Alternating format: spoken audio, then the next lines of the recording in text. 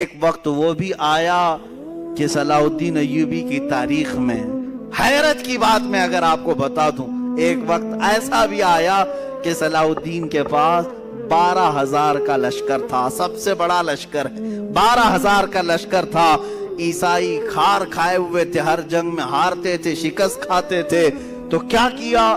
صلیبیوں کے بڑے بڑے بادشاہوں نے اپنی فوجیں جمع کرنا شروع کی، اتنی فوجیں جمع کی کہ 4 لاکھ کو پہنچ گئی، اور وہ 4 لاکھ کی فوج جب مقابلے کے لیے نکل کر کے آئی، ملک شام کا علاقہ تھا، صلاح الدین سے کہا گیا اب یہ معرکہ خون ریز ہے، کیسے 4 لاکھ آ رہے ہیں، تمہارے پاس کیا ہے؟ 12,000۔ سب کو جمع کیا میدان میں، پوچھا صلاح الدین ایوبی نے کہ سنا ہے صلیبیوں نے، عیسائیوں نے 4 لاکھ کا مجمع جمع کر لیا ہے، یہ خونی جنگ ہو سکتی ہے، ہم 12,000 کی تعداد میں ہیں، چاروں جگہ سے اگر وہ حملہ آور ہو جائیں تو پھر ہم مٹھی بھر ہوتے ہیں، تمہارا کیا خیال ہے؟ ہم یہ چھوڑ کر چلے جائیں یا پھر میدان میں رہیں؟ فوجیوں نے جواب کیا دیا؟ وہ کہتے ہیں کہ ہم کسی ایرے غیرے کے سپاہی نہیں، ہم صلاح الدین کے سپاہی، اللہ کے شیروں کو آتی نہیں روباہی، آئینے جواں مردہ حق گوئی وہ بے باکی۔ اقبال نے سچ کہا تھا، اللہ کے شیر کبھی لومڑی بننا پسند نہیں کرتے، میدان جنگ میں اڑ جاتے ہیں۔ اس کے بعد ہوا یہی، تاریخ نے دیکھا صلاح الدین ایوبی کی 12,000 کا یہ لشکر میدان میں اترا، 4 لاکھ کی فوج کو انہوں نے 3 دن کے اندر اپنی سیاسی بصیرت سے ایسے ٹکڑوں میں تبدیل کیا کہ تقریباً 8 ٹکڑوں میں الگ الگ انہیں بانٹ دیا، الگ الگ طریقے سے۔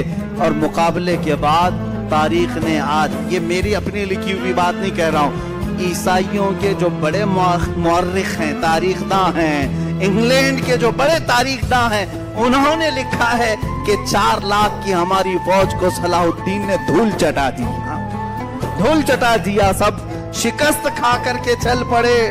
عزیزان گرامی، اسی صلاح الدین نے پھر بڑھتے بڑھتے بیت المقدس کا دروازہ بھی کھٹکھٹایا اور اللہ تعالیٰ نے فتح یابی عطا فرمائی۔ جس دن بیت المقدس فتح ہوا، ظہر کی اذان خود صلاح الدین ایوبی نے دی ہے اور نماز بھی پڑھائی ہے، اس کے بعد ایک بہترین خطبہ بھی دیا اسی منبر پر کھڑے ہو کر کے۔ بیت المقدس فتح ہونے کے بعد کرنا کیا چاہیے تھا؟ جنہوں نے مارا تھا مسلمانوں کو انہیں پکڑ لیتے، جنہوں نے مسلمانوں کا مال لوٹا تھا انہیں پکڑ لیتے، جو وہاں عیسائی تھے۔ نہیں، صلاح الدین ایوبی نے بیت المقدس کے دروازوں سے آواز لگائی کہ جو امن کے ساتھ رہنا چاہتا ہے صلاح الدین اس کے لیے امن کے دروازے کھولتا ہے، اور جو جانا چاہتا ہے جتنا مال یہاں سے لے کر جا سکتا ہے، کسی کی گردن پر تلوار نہیں رکھی جائے گی۔ یہ بھی انگریز تاریخ دان نے لکھا ہے کہ اتنا زیادہ معاف کرنے والا کسی جرنیل کو ہم نے دنیا میں نہیں دیکھا۔ اور وہ ملک ناروے، جہاں پر کٹر لوگ رہتے ہیں، ناروے اور ڈنمارک جیسے آج بھی یورپ کی کنٹریز ہیں، آپ کو حیرت ہوگی، انہوں نے اپنے ملکی قانون کے اعتبار سے صلاح الدین ڈے منانا شروع کیا۔ صلاح الدین ڈے منا رہے ہیں۔ میاں تم کو کیوں صلاح الدین ڈے؟ وہ کہتے ہیں کہ ہم نے ایسا صلاح الدین دیکھا ہی نہیں، یہ اللہ تعالیٰ کی طرف سے پیدا کیا ہوا مجاہد اعظم تھا۔ عزیزان گرامی، ان مجاہدین میں سے ہر ایک کی تاریخ کے لیے ایک الگ